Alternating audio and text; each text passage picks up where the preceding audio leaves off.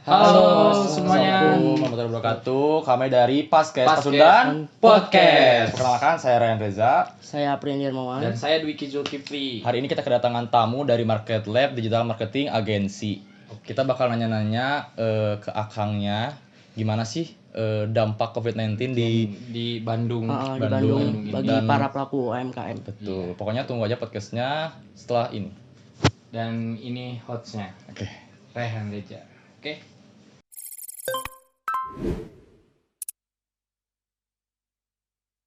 Oke, sekarang kita lagi sama akangnya. Siapa akang namanya sebetulnya? Sento. Sento. Saya Raihan. Siap. Saya dari Pasundan. Sama Kita Raihan. mau wawancara nih seputar UMKM lah. Wah, boleh. Pertama kayak apa ya? Kita mau langsung menanyakan kayak apa sih UMKM itu sebenarnya? Bagi teman-teman yang belum tahu apa itu UMKM, yang tahu cuma hanya perusahaan gede dan segala macamnya, kita bakal dijelasin sama si akang. Oke, UMKM ini sebenarnya sih secara harfiah itu usaha menengah, usaha mikro kecil menengah. Jadi cakupannya itu seperti untuk gampangnya kalau dilihat dari pembagiannya tuh misalnya kayak usaha mikro kecil menengah dari jumlah pegawainya. Kalau mikro mungkin di bawah 10 orang, terus kecil di atas 30 orang, dan menengah udah sampai 100 orang. Harganya seperti itu. Nah, biasanya itu dimiliki sama perseorangan ataupun ada badan usaha, tapi yang tidak tadi ya requirement-nya tidak lebih dari 100 pegawai. Jadi kayak bisnis keluarga mungkin ya. Bisnis keluarga bisa masuk. Jadi kayak karena mikro kan, jadi kayak mikro tuh artinya kayak yang kecil-kecil kan, jadi Yes. kayak tidak meluas sekali. Betul. Terus kayak kenapa sih pelaku UMKM tuh kayak harus memanfaatkan digital untuk pemasarannya? Terus apa keuntungannya dari situ? Oke, sebenarnya kalau terkait digital, karena di masa terlebih di masa pandemi ya, sekarang kan semua usaha tuh digital, go digital karena keadaan sebenarnya. Jadi orang-orang kan udah terbatas untuk keluar rumah, jadi banyaknya menghabiskan waktu di rumah. Mau nggak mau kan yang jadi fokus utama atau hiburan di rumah tuh ya digital ya, handphone, terus internet, YouTube, dan lain-lain. Nah, di era sekarang tuh banyak banget dimanfaatkan oleh para pelaku-pelaku bisnis, terutama untuk bisa menyebarkan informasi soal bisnis mereka melalui digital itu. Jadi kalau dibilang kenapa penting, ya sangat penting sekali untuk di Di era sekarang apalagi betul di masa pandemi ya, di ini. masa pandemi seperti ini, karena terbukti di beberapa bisnis di luar maupun dalam negeri itu kalau kita lihat neracanya sama lihat si progresnya tuh terus growth, terus naik. Terus kayak misalkan komunikasi buat ke si konsumennya tuh biasanya pakai media massa kah atau pakai sosial media atau gimana?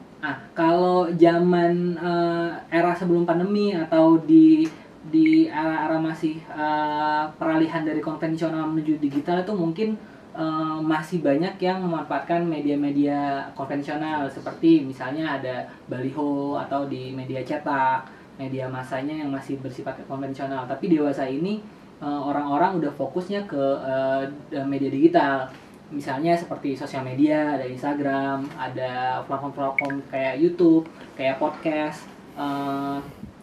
Jadi kalau sekarang memang lebih banyak yang platform digital yang dipakai untuk menyebarkan si informasi ini gitu. Terus kayak gimana caranya biar produk akang tuh kayak lebih menonjol daripada produk lain? Kalau itu biasanya di setiap bisnis atau produk atau brand itu udah punya unique selling point masing-masing.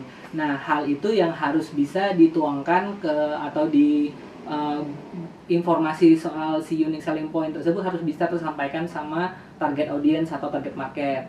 Nah, caranya ada banyak. Kalau semisal kita ambil contoh, misalnya ada satu brand, taruhlah dia jual mie ayam misalnya. Apa sih unique selling point-nya mie ayamnya dia? Semisal kalau beli di mie ayam ini itu udah free kerupuk loh. Nah, udah free pangsit, tahu di lain mungkin enggak. Nah, unique selling point seperti itu yang harus ditonjolkan.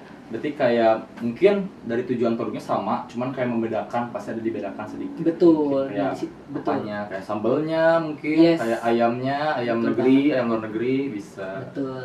Nah, karena sebenarnya kalau secara Jadi untuk yang maksud digital dan konvensional itu contohnya misalnya kalau kenapa kan sekarang banyak yang berjualannya tuh di website, di Instagram, itu tuh sebenarnya sama aja sama dengan kita buka toko offline. Jadi kayak pembeli datang ke toko offline, misalnya dia bisa misal ke toko baju, dia bisa lihat ada bajunya, dia bisa ngobrol sama si shopkeepernya, terus dia bisa pegang bahannya seperti apa. Nah, hal itu juga harus bisa dilakukan dan tertuang di si media digital, seperti misalnya saya pengen cari baju nih ke brand anu, terus kita lihat Instagramnya, datang ke toko, terus kita coba tanya deh, menarik nih baju yang ini, aku coba lihat deskripsinya. Nah, deskripsi itu sama halnya kayak kita lagi pegang bahan atau cek produknya di toko offline gitu. Bahannya pakai si katun ini, warnanya ini, gramasinya sekian, gitu, harganya ini.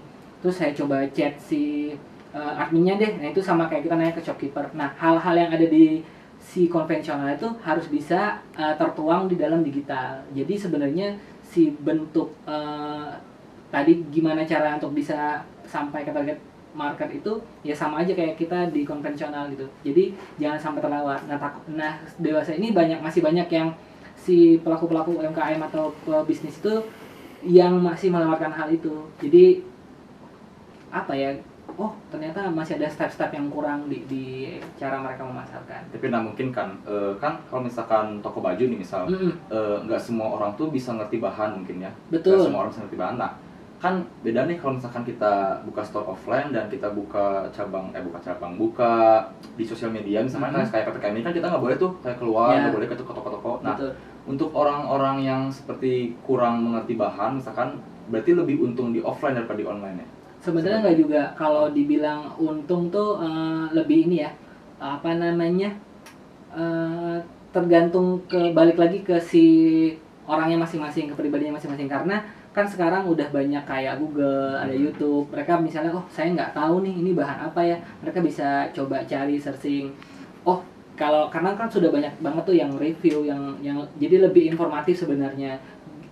Balik lagi ke individunya mau cari tahu atau enggak. Karena kalau ada effort yang bisa kita hilangkan. Jadi misalnya kayak harus ke tokonya dulu, mungkin jaraknya jauh dari rumah. Kalau sekarang kan udah bisa, cek di YouTube, ini ternyata saya punya dong, gini gitu.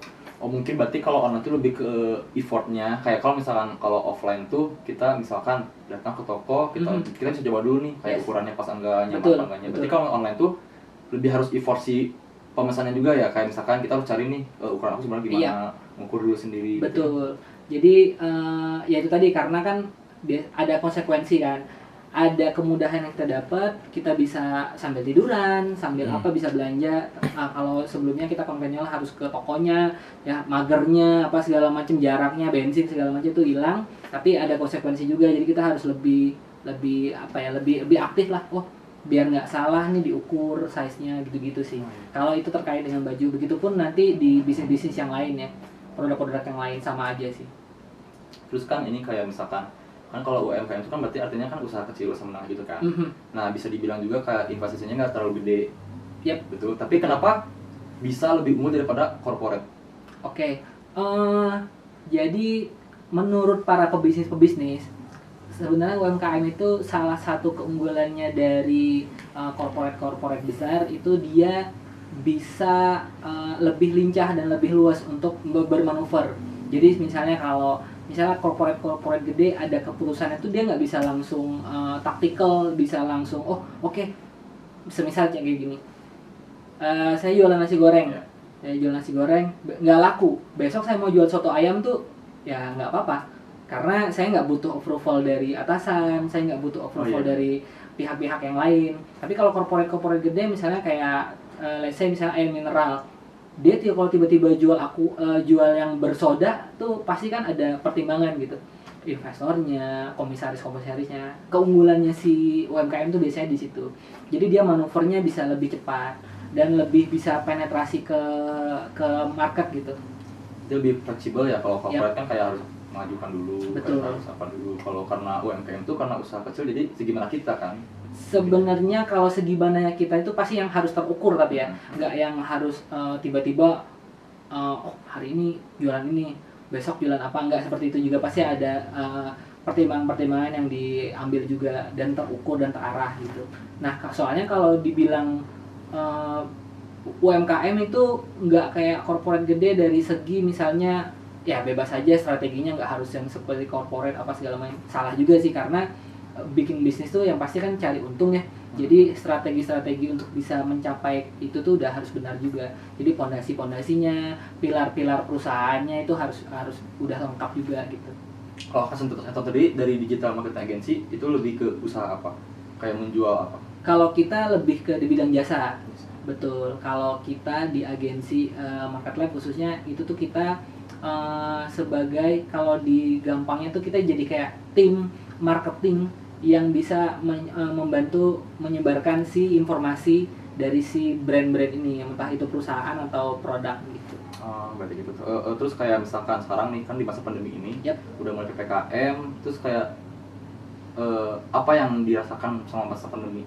Kayak kekurangannya apa gitu, kayak merasa lebih tidak menjual atau apa gitu? Kalau dibilang di era pandemi, khususnya kalau di agensi kami sih, alhamdulillahnya mengalami peningkatan, karena ya tadi ya, di era sekarang orang-orang berlomba untuk go digital. Bahkan sebelum era pandemi itu udah banyak sekali bisnis-bisnis yang go digital duluan, itu udah bisa merasakan hasilnya udah lebih dulu daripada orang-orang yang baru-baru di era sekarang untuk coba digital. Pertama mereka udah duluan dapat audiens, misalnya kayak kan platform digital tuh kalau sekarang si populernya itu pas mengiklankan di Facebook, di Google dan lain-lain. Nah, untuk orang-orang yang sudah duluan beberapa tahun sebelumnya itu mereka udah punya audiens dan target market yang udah terkumpul ceruknya. Jadi misalnya kayak kalau kita ngomongin lebih dalam sedikit, nanti tuh di beberapa iklan tuh kita udah dapat data. Nah, yang di digital itu kan yang sangat penting tuh data. Jadi data siapa pembeli kita, orangnya seperti apa, terus dia kerja di mana, umurnya berapa, gendernya apa, dia pakai handphone apa, suka nongkrong di mana, itu tuh bisa ter-record gitu. Nah, begitu kita mau melakukan strategi-strategi marketing lanjutan, kayak misalnya saya kirim email, yang misalnya nanti kan biasanya kita ada tuh kalau mau beli apa disuruh bikin email, disuruh masukin email, daftar segala macam. Nah, kalau udah ngisi data itu saya bisa langsung remarketing namanya. Saya kirim email balasan, ini lagi diskon kok Kak, apa segala macam. Nah, hal-hal kayak gitu tuh yang ibaratnya tuh jadi keunggulan di era pandemi ini. Jadi kalau dibilang ini alhamdulillahnya sih kita justru di era pandemi growth banget gitu. Beberapa klien kita juga mengalami peningkatan dari yang tadinya ini gimana nih ya di era pandemi orang nggak bisa offline apa segala macam, dengan effort yang memang maksimal juga dan dengan bantuan tim dari agensi kami dan si brandnya juga alhamdulillahnya bisa berkembang di era pandemi ini gitu. Berarti si Akang tuh ngerencanain ini tuh kayak emang sebelum dari COVID apa setelah COVID baru rencanain nih kayak gimana caranya biar usaha ini berkembang? Kalau dari si Market Lab sendiri udah sebenarnya kalau udah berdiri jadi agensinya udah dari 2019. Tapi kalau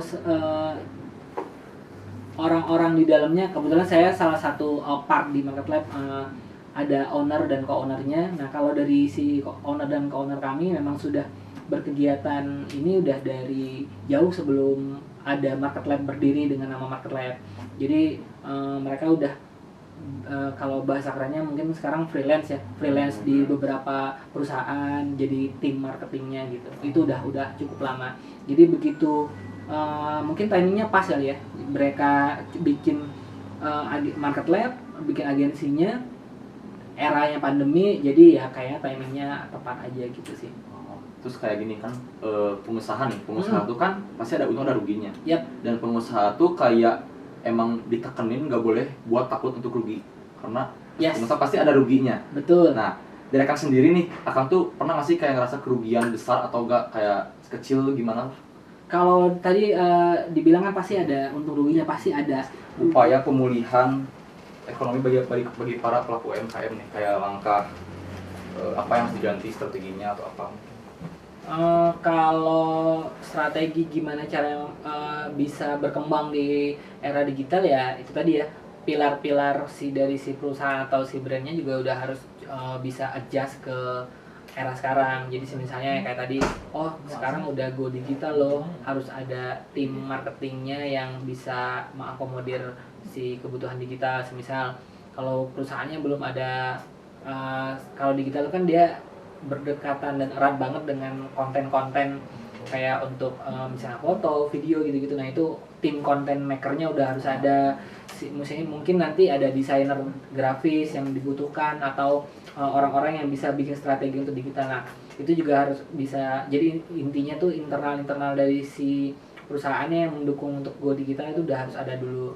Mungkin nanti bentuk si perusahaannya, bentuk si strateginya udah bisa berubah karena harus dinamis untuk mengikuti perkembangan zaman. Gitu sih. Berarti kayak misalkan biasanya Akang kalau misalkan buat nge-share jasa-jasa Akang tuh biasanya di mana, di Instagram atau di mana? Kalau kita ada di semua platform digital sekarang udah ada. Kita punya websitenya juga, kita punya Instagramnya juga. Jadi kita melalui platform digital sih. Walaupun dewasa ini masih banyak juga dari kolega-kolega atau dari circle-circle pertemanan yang jadi klien. Terus kalau misalkan Akang tuh kan dari UMKM itu pasti belajar ke seseorang kan. Apa sih yang misalkan yang didapat dari Akang itu kan pasti pengusaha tuh biasanya kan banyak nanya kan. Gitu. Yes. Nah, pelajaran apa yang Akang selalu dapat dari tiap Akang tuh menanya sesuatu soal usaha? Oh banyak sekali ya, sharing-sharing ke para pelaku-pelaku usaha atau pebisnis-pebisnis yang saya temui atau teman-teman temui, rata-rata punya cerita yang unik masing-masing dan bisa dipetik gitu. Ada yang dari kegigihannya, ada dari strategi gagalnya mereka seperti apa. Jadi step-step itu yang intisari dari mereka bisa jadi pelajaran buat kita sih. Kalau bentuknya sih banyak sekali ya, tapi lewat itu kita bisa jadi lebih belajar lebih banyak gitu. Biasanya kalau misalkan kita nanya soal rekomendasi nih, kalau nanyain soal usaha biasanya kemana sih? Kalau usaha tergantung si bentuk usahanya seperti apa sih. Kalau misalnya mau usaha fashion, oh ya udah. Kalau mau usaha fashion misalnya ke siapa ya? Brand-brandnya yang mau kayak gimana nih?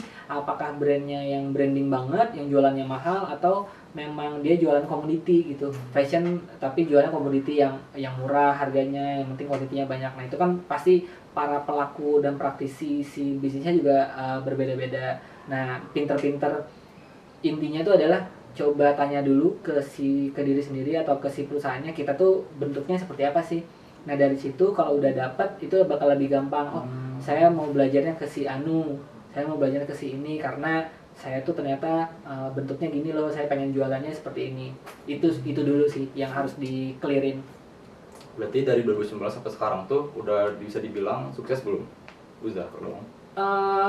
Ukuran sukses orang beda-beda, tapi kalau menurut saya sih, kami alhamdulillah sih udah kan pasti ada step-step yang kita pasang ya. Nah kita alhamdulillahnya tetap on track gitu, menapaki si step-step yang kita, ya mudah-mudahan bisa sukses, bisa long last lah.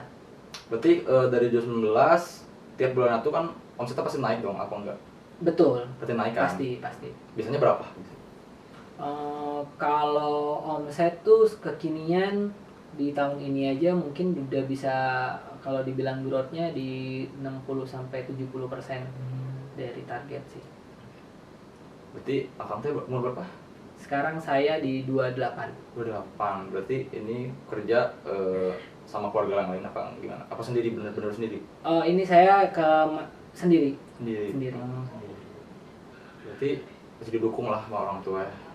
Itu masih pasti ya, kalau nggak ada dukungan dan doa dari orang tua kayaknya nggak bakal mulus jalannya. Iya, pasti ada lah bonus-bonus buat ke orang tua. Oh pasti, iya, pasti. Alhamdulillah. Jangan sampai enggak, itu mah bahaya kalau enggak. Bahaya ya, kalau makan uang sendiri bahaya. Betul. Akang juga dari kecil pakai orang tua. Betul. Sekarang berarti langsung. Ada nggak sih kayak dari Akang kayak tips-tips buat pelaku UMKM? Mungkin ada yang baru mulai atau enggak mau memulai? Kalau tips-tips sih biasanya orang klise ya, semangat apa segala macam. Kalau saya bisa ngasih saran, coba untuk dipelajari lagi mau bikin bisnisnya itu yang seperti apa. pilar-pilar perusahaan yang bagian operation, marketingnya, produksinya itu harus clear dulu. Dari situ kan ada banyak lagi tuh hal-hal yang harus dilengkapin, produksinya seperti apa, ke vendornya, terus nanti sistem operasinya yang packing siapa, CS-nya siapa, terus nanti si marketingnya pengen gimana, brandingnya tuh mau seperti apa, mau dinilai jadi kayak orang yang seperti apa kalau si brandnya jadi orang gitu.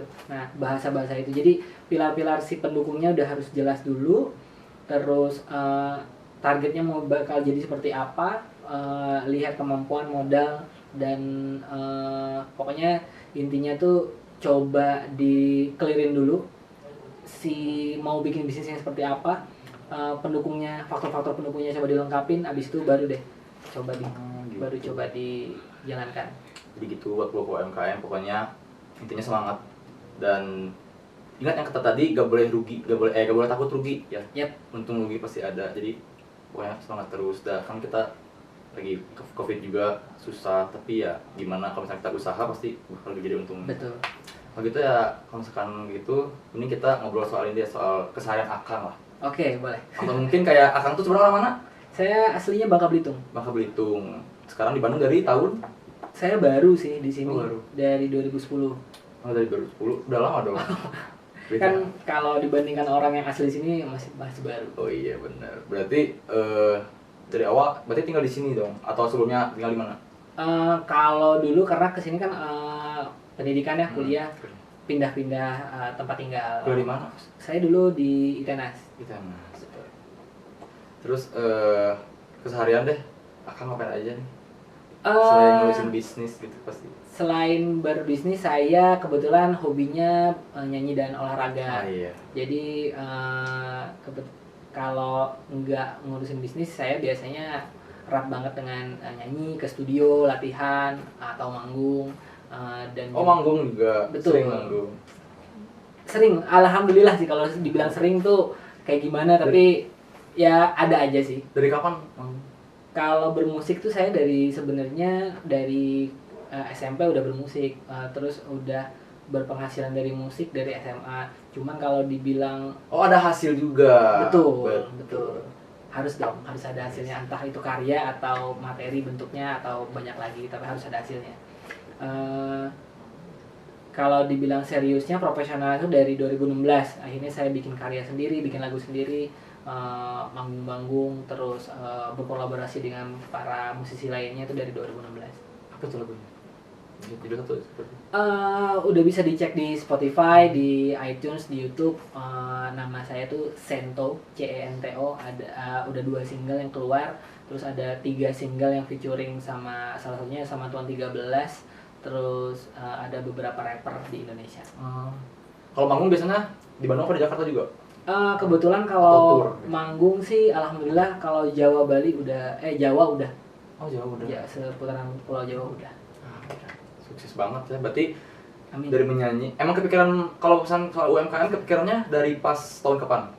Kalau sebenarnya saya itu mungkin kalau di daerah bisnisnya tuh dari orang tua kali ya. Jadi memang orang tua dua-duanya berbisnis. Oh berbisnis. Berarti ditekenin dong sama orang tua harus punya bisnis apa terserah? Enggak juga sih. Justru saya harus menempuh pendidikan yang disarankan oleh orang tua, oleh ayah tuh saya harus kuliah di geodesi gitu, di yang berhubungan sama peta dan pengukuran. Tapi sayanya nggak apa ya, dunia saya kayaknya nggak ke situ. Justru saya lebih senangnya ke seni dan ke bisnis ini.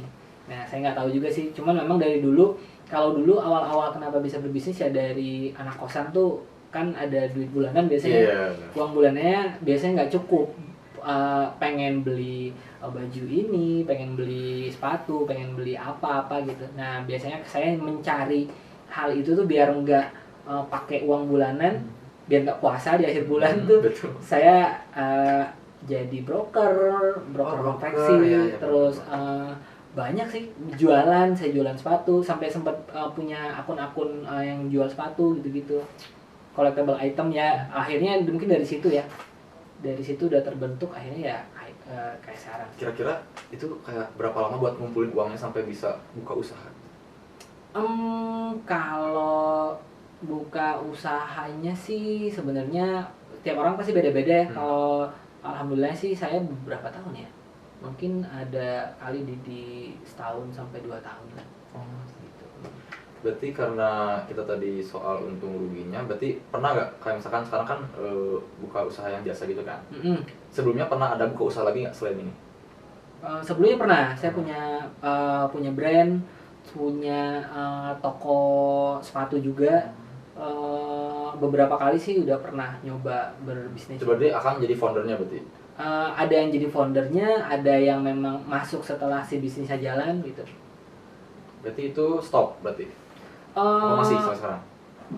Kalau dibilang stopnya karena pasti berganti platform ya. Jadi kayak dulu saya punya brand terus nggak jalan, terus bikin brand lagi. Nah bikin toko, dulu punya toko sepatu di online aja, sekarang ada toko offline-nya, jadi gitu-gitu. Ya gimana ya, kalau pengusaha itu kan pasti uangnya lancar lah. Mungkin kayak Nggak juga. Nggak juga, tapi kan setidaknya kayak omset per bulannya kayak lumayan lah bisa dibilang. Ya alhamdulillah sih ada ya, tapi kalau dibilang lancar nggak selalu sih, cuman yang mudah-mudahan aja bisa lancar terus. Kalau misalkan sebagai founder, berarti sebagai founder kan Akang? Kalau di sini saya masuknya begitu sudah berjalan. Oh itu sudah Ya, berjalan, jadi ya. nggak dimulai dari awal. Betul. Berarti awalnya sebagai apa berarti pas masuk? Waktu masuk itu saya jadi di salah satu divisi. Kalau sekarang saya lebih ke divisi yang ibaratnya tuh apa ya, jadi SPV lah. Berarti Akang sekarang tuh udah megang usaha ini? Bener-bener pure Akang yang megang? Masih Oh, masih ada ini sih, atasan? masih ada atasan lagi. Masih ada atasan. Oh berarti gitu. Terus biasanya tiap harinya tuh kerjanya berarti fleksibel dong? Fleksibel di mana aja? Kita punya kantor di Margahayu Raya nomor 21, tapi kalau khususnya saya dan beberapa divisi lain kita biasanya fleksibel sih, bisa WFH ataupun kita bisa meeting sama klien. Kalau sekarang sih udah virtual meeting ya rata-rata, tapi biasanya sih kita bisa datang ke kantor klien, bisa di mana aja sih, bisa meeting di kafe atau di taman. Berarti keseharian Akang dibilang sibuk apa enggak kalau sekarang? Dibilang sibuk, mungkin bagi sebagian orang sibuk kali ya. Bagi saya sih ya lumayan lah, sehari-hari bisa nggak diem di rumah lah. Jadi padat dong jadwalnya? Bisa dibilang gitulah. Berarti hari ini masa-masa PPKM itu kemana-mana dong? Di sini terus? Kalau masa-masa PPKM biasanya kan menurut ajaran pemerintah juga kantor harus tutup ya. Jadi kita WFH di rumah, fullnya biasanya ya di kosan aja sih. Virtual meeting, paling enggak saya biasanya olahraga sendiri gitu-gitu sih. Kalau sebelum PPKM kan berarti jam kantornya buka kan? Betul. Biasanya, bukan biasanya sih, kayak pernah nggak dapat kayak informasi kayak ini pekerjaannya COVID gitu. Alhamdulillahnya kalau kita belum sih ya. Belum, cuma memang karena mengikuti anjuran pemerintah, jadi kita harus nggak ngantor, harus WFH gitu-gitu. Paling terdampaknya itu sih. Atau adakah mungkin karena usaha mikro, jadi kayak pegawainya nggak terlalu banyak, tapi Betul, tetap ada pencabutan nggak kayak yang dirumahkan atau nggak apa? Tetap ada.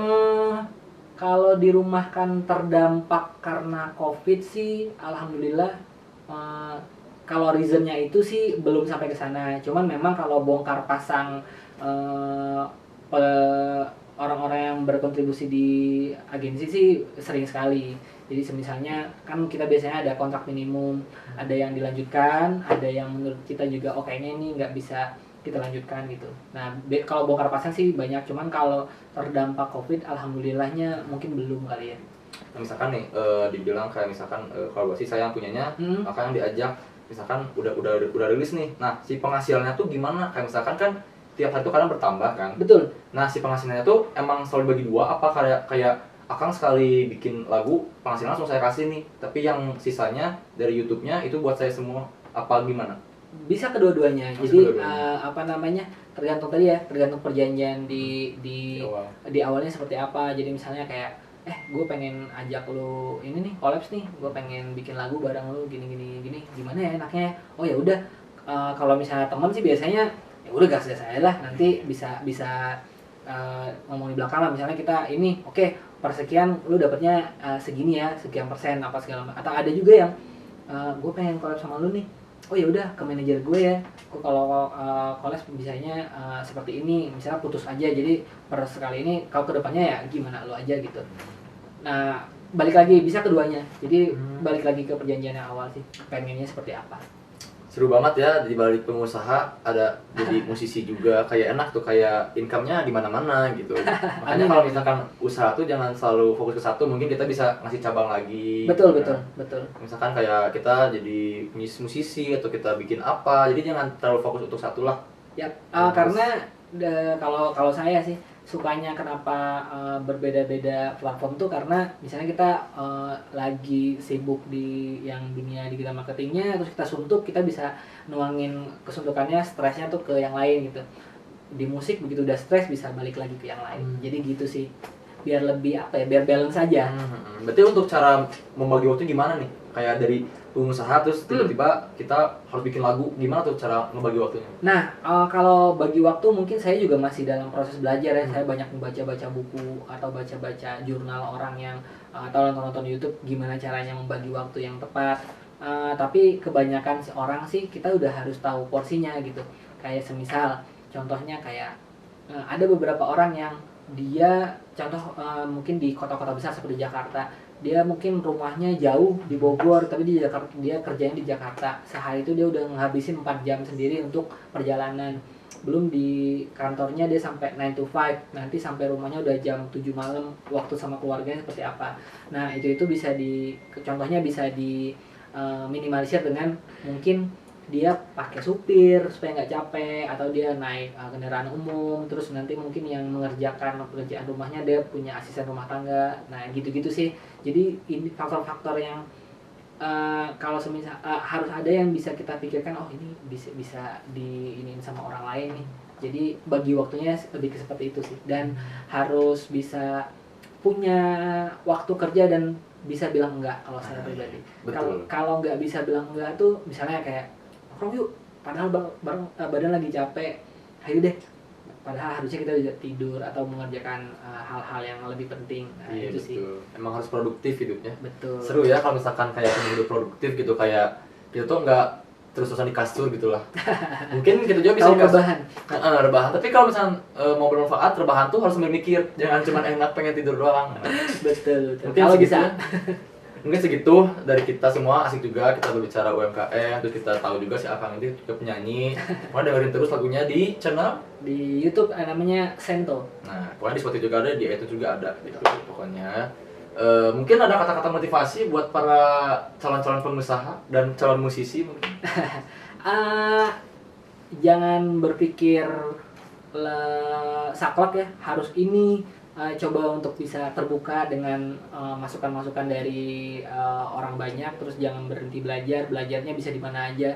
Bisnis tuh bisa sangat-sangat dinamis bentuknya, dan kita juga harus bisa dinamis mengikuti perkembangan. Intinya itu sih. Intinya jangan takut bilang enggak. Betul. Kita jangan gak enak sama orang. Kita harus semangat terus. Pokoknya segitu aja. Thank you banget buat Akang Sento. Thank you. Semoga bermanfaat bagi kalian semua. Amin. Semoga usaha dan lagunya sukses terus. Amin. Pokoknya saksikan terus di acara Podcast Pacunan Podcast. Bye bye.